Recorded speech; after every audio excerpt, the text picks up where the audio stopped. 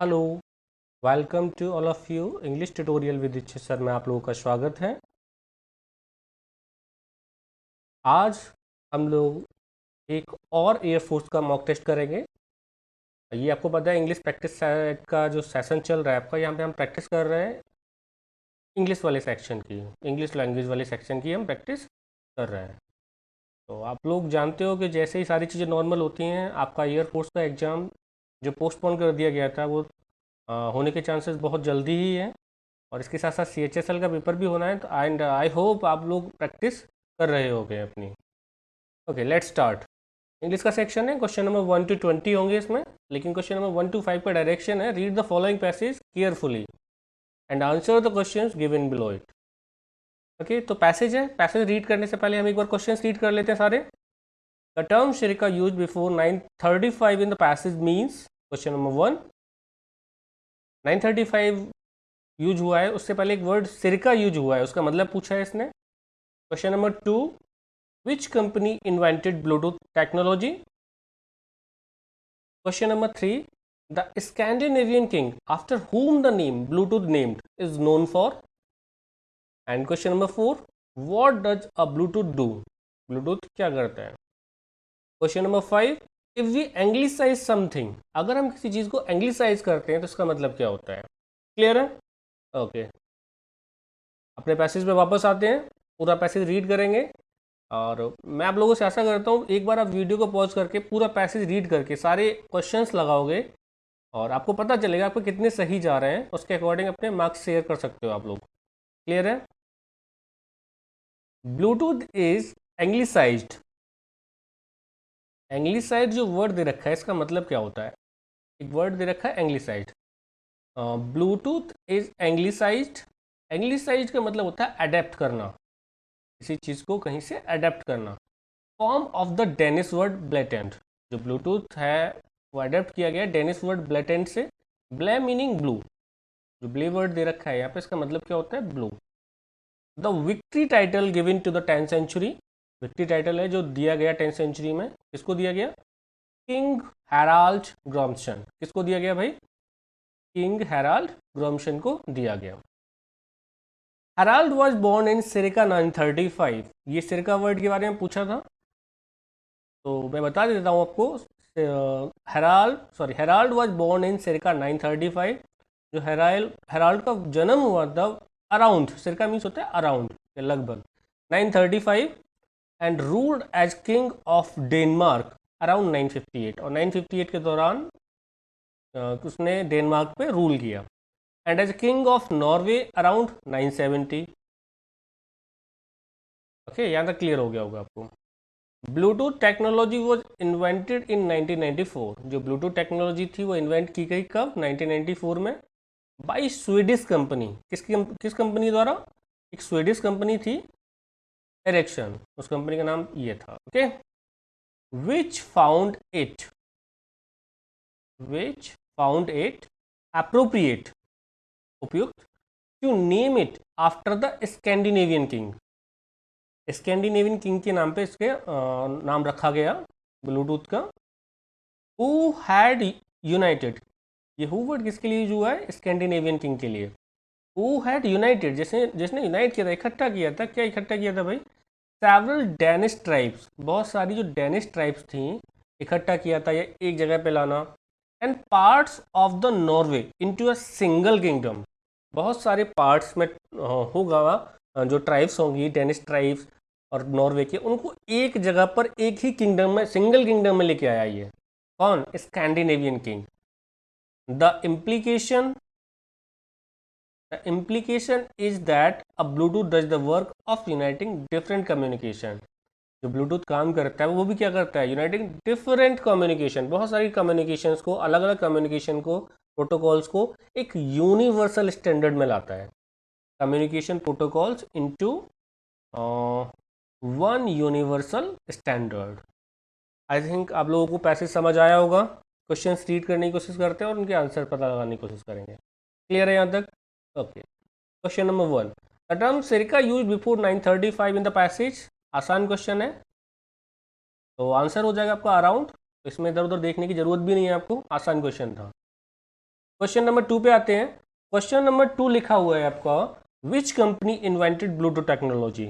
इस क्वेश्चन में भी कुछ है नहीं, आपको बहुत क्लियरली नेम दे रखा था कंपनी का, स्वीडिश कंपनी थी ये Ericsson. Okay, that will be the right answer, second one. यहाँ तक क्लियर हो गया होगा आपको। क्वेश्चन नंबर नेक्स्ट पे आते हैं। The Scandinavian king after home the name Bluetooth named is known for. जो स्कैंडिनेवियन किंग था वो किस चीज़ के लिए जाना जाता था? The work regarding social welfare. Social welfare के लिए तो ऐसा कुछ दिया नहीं है पैसेज में। विनिंग डेनमार्क और नॉर्वे, नहीं सर ऐसा भी कोई नहीं दे रखा है इसमें। Is act regarding unification of several tribes, बहुत सारी ट्राइब्स का उसने यूनिफिकेशन किया था of Denmark and Norway. Yes, that will be the right answer, C is the right answer. Clear होगा आपको यहाँ तक? आसान क्वेश्चन था। ओके, नेक्स्ट आते हैं। What does a Bluetooth do. एक ब्लूटूथ करता क्या है? ये भी आसानी क्वेश्चन है। It receive the message sent in a mobile set, ऐसा इसके बारे में कोई भी इंफॉर्मेशन नहीं दी हुई है। It make us read the message sent to our mobile, no sir. It protects the lewd jokes stored in the mobile cap near different mobile sets, नहीं सर ये भी कोई ऑप्शन आपका आंसर नहीं होगा। It unites different communication protocols into one universal standard, yes that will be the right answer. Clear होगा आपका। If we anglicise something, we, अब ऑप्शन देखते हैं। Turn it at a certain angle, use bluetooth technology, no. Change the thing into English pattern, yes किसी और pattern में दे रखा था, किसी और लैंग्वेज में दे रखा था, वहां से इसे अडेप्ट किया, मीन्स इंग्लिश पैटर्न में हम लेके आए हैं उसे, तो अडेप्ट करना, यही आंसर हो जाएगा आपका थर्ड वन। 5 का 3 will be the right answer. I hope आप लोगों के एटलीस्ट 4 क्वेश्चन तो राइट गए ही होंगे, किसी किसी के 5 भी गए होंगे, लेकिन एटलीस्ट 4 तो गए ही होंगे सही आपके। ओके, यहाँ तक क्लियर होगा, आपका पूरा पैसेज क्लियर है। नेक्स्ट आते हैं। Change the narration of the following. Question number 6 दे रखा है आपको, आपको इस नरेशन को चेंज करना है। क्वेश्चन क्या है? She said to me I taught you yesterday. Simple question है। अब आपको पता है जो सैड टू है आपका, सैड टू चेंज हो जाएगा टोल्ड में, और टोल्ड सब में दे रखा है, ये तो कोई डाउट ही नहीं है। शी टोल्ड मी दैट, अभी आई आपका फर्स्ट पर्सन है, सब्जेक्ट के अकॉर्डिंग चेंज होगा सी, बट सॉरी इसमें तो कोई भी चेंज किया ही नहीं है इसने। ऑप्शंस में एक भी आंसर में आपका चेंज नहीं हुआ है, और यू को भी चेक करता हूँ मैं, यू भी चेंज नहीं किया है। आपको पता है यू सेकंड पर्सन है, सेकंड पर्सन को ऑब्जेक्ट के अकॉर्डिंग चेंज करते हैं, मी के अकॉर्डिंग चेंज होगा ये यू, लेकिन इसने चेंज नहीं किया है। और ये वाला जो आई दे रखा है वो सी के अकॉर्डिंग चेंज होगा, ये भी इसने चेंज नहीं किया है, तो इसमें सही आंसर तो कोई है नहीं। अब आप लोग इसका आंसर राइट कर सकते हो, आसान क्वेश्चन है, मैं लिख देता हूँ आपके लिए। मिसप्रिंट हो गया होगा I think. C told me that, अभी आई को चेंज करेंगे सी के अकॉर्डिंग, तो सी हो जाएगा सी। अभी ये जो वर्ब दे रखी है, वर्ब है आपका पास्ट इंडेफिनिट। पास्ट इंडेफिनिट को चेंज किस में करते हैं? वो चेंज होगा आपका हैड टॉट, हैड टॉट। अभी यू को चेंज करेंगे मी के अकॉर्डिंग, तो सर वो हो जाएगा आपका, ये यू जो दे रखा है सेकंड पर्सन को चेंज करते हैं ऑब्जेक्ट के अकॉर्डिंग, तो ये हो जाएगा आपका मी। और एक वर्ड और दे रखा है यस्टरडे, यस्टरडे चेंज होता है, सभी को पता होगा, बहुत आसान सा वर्ड है, the previous day.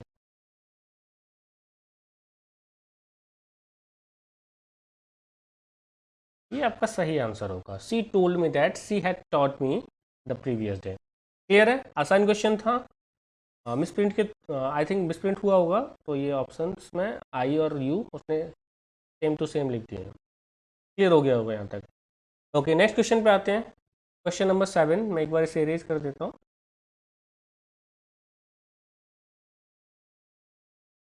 Question number 7 पे आते हैं। The girls laughed at him, laughed eight मतलब होता है किसी का मजाक उड़ाना, उपहास करना, तो हिम को सब्जेक्ट बनाएंगे तो हो जाएगा सर आपका ही, और लाफ्ड आपका पास्ट इंडेफिनिट है तो हो जाएगा was. He was laughed eight, ये पूरा लाफ्ड एट का मतलब ही होता है किसी का मजाक उड़ाना या उपहास करना किसी का। क्लियर है? ही, ये साथ रहेंगे दोनों। He was loved at by the girls, that will be the right answer 3। 7 का थर्ड आंसर हो जाएगा। आसान क्वेश्चन था। ओके, नेक्स्ट क्वेश्चन पे आते हैं। Spot the miss spelled word. मुझे उम्मीद है कि आपको यहाँ तक कोई डाउट नहीं रहा होगा। क्वेश्चन नंबर 8 में आते हैं। Spot the miss spelled word. तो पहला वर्ड जो दे रखा है आपको, जो पहला वर्ड दे रखा है डिस्कॉर्डेंट, तो गलती इसी में दे रखी है डिस्कॉर्डेंट में, और इसकी स्पेलिंग होगी आपकी, मैं लिख देता हूँ DISCORDANT। ये ई नहीं सर, आपका ए होता है। क्लियर? यहाँ पे डिस्कॉर्डेंट का मतलब क्या होता है, लिख लो एक बार, डिसएग्रीइंग।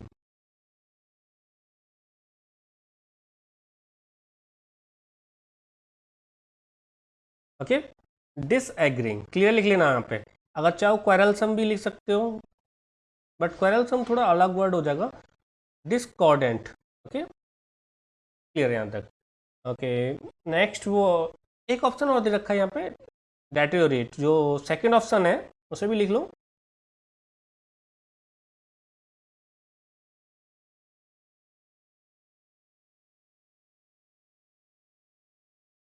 डेटेरियोरेट होता है किसी चीज को बिगाड़ देना और खराब कर देना, वर्सन, बिगाड़ देना, या किसी और किसी चीज को और ज्यादा खराब कर देना। थर्ड ऑप्शन भी देख ही लेते हैं। थर्ड ऑप्शन आसान वर्ड है, सुना होगा आपने, ज्वालामुखी वगैरह के लिए यूज भी होता है ये, डोरमेंट। डोरमेंट, डोरमेंट होता है आपका सुषुप्त। हिंदी में लिखना चाहो तो लिख सकते हो सुषुप्त। ओके, लिख लो इसे, सुषुप्त। क्लियर होगा यहाँ तक? क्लियर है यहाँ पे? अगर आप चाहो तो इसके लिए एक वर्ड लिख सकते हो, इनएक्टिव। इनएक्टिव, ओके, डोरमेंट के लिए एक वर्ड लिख सकते हो आप, इनएक्टिव।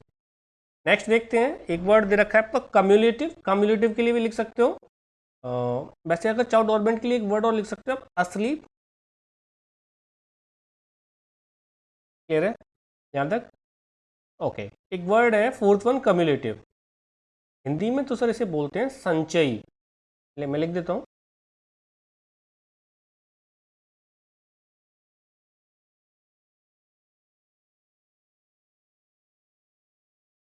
हिंदी में इसके लिए वर्ड यूज कर सकते हैं संचयी। क्लियर है? अगर चाहो तो इसके लिए एक इंग्लिश में वर्ड भी लिख सकते हो आप, अक्यूमुलेटिव।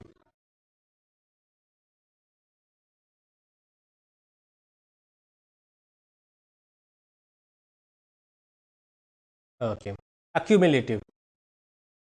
क्लियर हो गया होगा वर्ड? बट इसका आंसर क्या है आपके पास? Option number 1 will be the right answer. Clear यहाँ तक?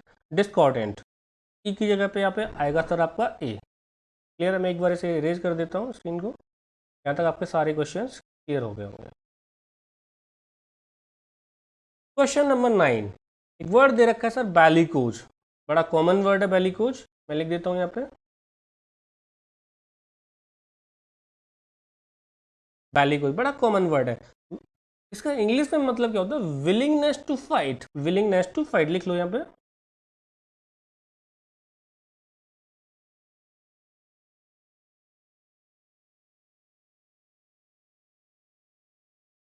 झगड़े के लिए हमेशा तत्पर रहता है, हमेशा तैयार रहता है, उसे किसी बहाने की जरूरत नहीं है झगड़ने के लिए। बैलिकोज कहलाता है वो। ठीक है, आप इसके लिए चाहो तो एक वर्ड लिख सकते हो, बैलिग्रेंट। मैं लिख देता हूँ इधर, लिख सकते हो तो, लिखना चाहो तो।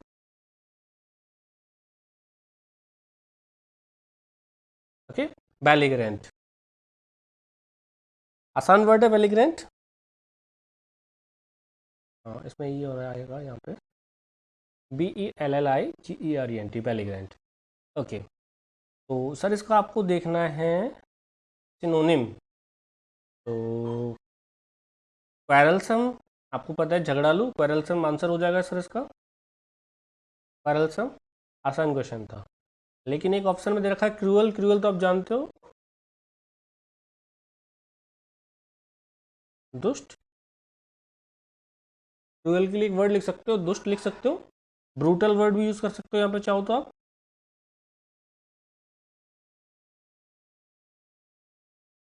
ब्रूटल। क्लियर है? ब्रूटल। ओके, सेवेज वर्ड भी लिख सकते हो चाहो तो।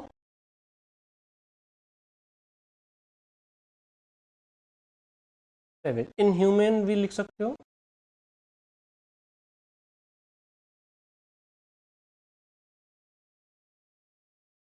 इनह्यूमन ही नहीं आएगा इसमें। क्लियर यहाँ तक? नेक्स्ट क्वेश्चन पे आते हैं। अरे एक वर्ड और दे रखा है, अच्छा वर्ड है स्पूरियस, वो भी लिख लो। स्पूरियस होता है सर आपका एकदम जाली, नकली। मैं लिख देता हूँ आपके लिए, जाली या फिर सर नकली। इसके लिए वर्ड यूज कर सकते हो फेक या फॉल्स लिख सकते हो। बोगस वर्ड भी यूज कर सकते हो इसके लिए, बोगस। क्लियर है यहाँ तक? ओके। एक वर्ड और दे रखा है सर आपको, सेकंड वाला अनप्रोडक्टिव। अनप्रोडक्टिव मैं ऐसे लिख देता हूँ सेकंड वाले को, अनुपजाऊ। इनफर्टाइल वर्ड यूज कर सकते हो इसके लिए चाहो तो, बैरन। और भी बहुत सारे वर्ड हैं इसके लिए, स्ट्रायल वगैरह भी यूज कर सकते हो। अनफ्रूटफुल भी लिख सकते हो चाहो तो।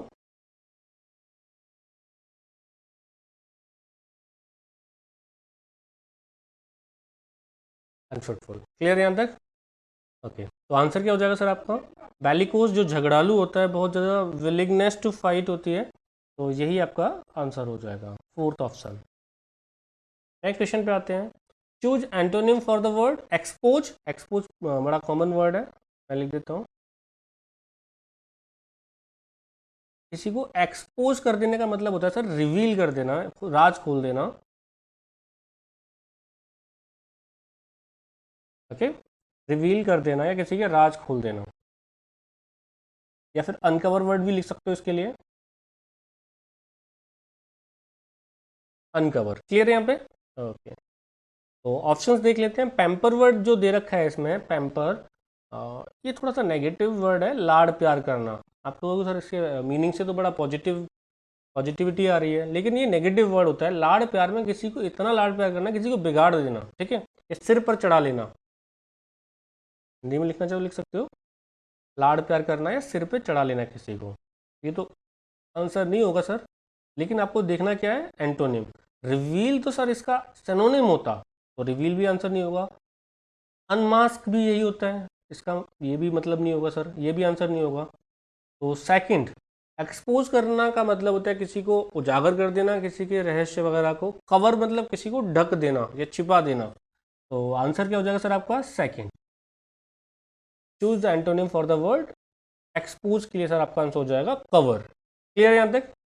नेक्स्ट जो सेट मैं लाऊंगा वो आपका एसएससी से रिलेटेड होगा, क्योंकि बहुत सारे बच्चे बोल रहे थे सर आप केवल एयरफोर्स के ही करा रहे हो, एसएससी का एक भी सेट नहीं आया अभी तक। एक के अलावा पहला जो सेट था वो आपका सीएचएसएल का था, उसके बाद कोई सेट नहीं आया है सर आपका। ओके, तो हम लोग देखते हैं question number 11। Spot the error which may be in one part of the sentence, 1 और 2 और 3। If there is no error the answer is 4। She reminds me to a girl I was at school with. Sir remind me to नहीं sir, of होगा, आसान question था। Remind of मतलब याद दिलाना, remind of का मतलब होता है सर किसी को याद दिलाना। क्लियर है यहाँ पे? ओके, क्वेश्चन नंबर 12 पे आते हैं। To push somebody to ball, आपको इसका मतलब पूछा है, to push somebody to ball, इसका आंसर हो जाएगा सर टू डिफीट समवन, किसी को हरा देना। Question number 13, one who desert his religion, जो अपने धर्म को ही छोड़ देता है, वन वर्ड है, जो अपने धर्म को ही छोड़ देता है। टेररिस्ट तो आंसर बिल्कुल नहीं होगा सर, आतंकवादी। डैंडी, डैंडी मतलब वो क्या होता है सर? श्रेष्ठ। अब इस श्रेष्ठ से मतलब एक वर्ड, हिंदी का वर्ड मुझे एग्जैक्टली इसके लिए याद आ रहा है, इसके लिए एक वर्ड यूज होता है, बांका। बांका, जो अपनी जो फिजिकल जो अपने कपड़ों पे अपने बहुत ज़्यादा ध्यान देता है। ओके, डैंडी वर्ड उसके लिए यूज कर सकते हैं। क्रूसेडर, क्रूसेडर होता है सर आपका धर्मयुद्ध। सेकंड ऑप्शन जो दे रखा है वो होता है आपका धर्मयुद्ध, धर्मयुद्ध। ओके, तो इसका आंसर क्या हो जाएगा सर आपका fourth one, apostate. One who desert his religion will be the right answer, apostate. Question number 14 देखते हैं। Adjective of courage, courageous. आसान क्वेश्चन था, इसमें तो कोई डाउट होना ही नहीं चाहिए आपको। करेज का आंसर हो जाएगा सर आपका courageous, that will be the right answer. Question number 15, elf का सर प्लूरल पूछा है, तो इसमें तो डाउट आना ही नहीं चाहिए आपको, और इसका आंसर हो जाएगा आपका एल्स, फोर्थ वन। 15 का आंसर हो जाएगा सर आपका fourth one. Okay, question number 16 to 20 blanks हैं, वो आपको फिल करने हैं। Who has lost all hope, dash all, sorry dash also lost all fear. अभी देखो ये आपका पूरा का पूरा एक क्लॉज है जो सब्जेक्ट बना हुआ है। एक क्लॉज है, एक सब्जेक्ट बना हुआ है, और क्लॉज आप लोग जानते हो, क्लॉज को हम एक सिंगुलर सब्जेक्ट की तरह ट्रीट करते हैं। पर इसका आंसर हैव और हैव बीन तो बिल्कुल आंसर नहीं होगा। क्लियर है यहाँ तक? एक क्लॉज को, जैसे राम सिंगुलर होता है, दे प्लूरल होता है, इसी तरीके से हम एक क्लॉज को एक सिंगुलर सब्जेक्ट की तरह ट्रीट करते हैं। तो ये second one and fourth one आपके आंसर तो नहीं होंगे। ओके, अब देखते हैं आंसर आपका वन होगा या थ्री होगा। सर हैज बीन नहीं लगा सकते आप, हैज बीन के बाद लॉस्ट लिखा हुआ है तो पैसिव बनेगा, पैसिव नहीं चाहिए सर, हमें आंसर चाहिए has. Who has lost all hope has also lost all fear. Clear है यहाँ पे? ओके, 17 पे आते हैं। Rama is the boy dash I want. Rama is the boy dash I want. अभी आपको यहाँ पे देखना है, क्या यहाँ पे हु आंसर होगा या वॉट आंसर होगा या हुज आंसर होगा या हुम आंसर होगा। सर बॉय के लिए लगाना है तो वॉट और हुज तो अभी यहाँ जरूरत होगी नहीं, क्योंकि वॉट तो आएगा ही नहीं, और हुज सर आता है आपका पॉजेसिव केस के लिए, तो वो भी आंसर नहीं होगा आपका। अब बचे आपके पास हु और हुम। अगर सब्जेक्टिव केस की जरूरत है तो सर हु लगाओ, अगर ऑब्जेक्टिव केस की जरूरत है तो आपको हुम लगाओ। तो अभी देखो यहाँ पे आई दे रखा है, इस वर्ब का सब्जेक्ट है ये। अगर ये सब्जेक्ट है तो यहाँ पे क्या सब्जेक्ट की जरूरत होने वाली है आपको, रिलेटिव प्रोनाउन जो आएगा? नहीं सर। तो हु तो आंसर नहीं होगा सर, आपका आंसर क्या हो जाएगा? हुम। और दूसरी बात, मैंने इसके लिए एक और तरीका बताया था, जितने वर्ब उतने ही सब्जेक्ट। अभी रामा सब्जेक्ट है, इज वर्ब है, वांट वर्ब है, आई सब्जेक्ट है। सर अब अगर यहाँ पे आपने सब्जेक्टिव केस रख दिया तो इसकी वर्ब कहाँ से लाओगे? नहीं है ना? क्लियर?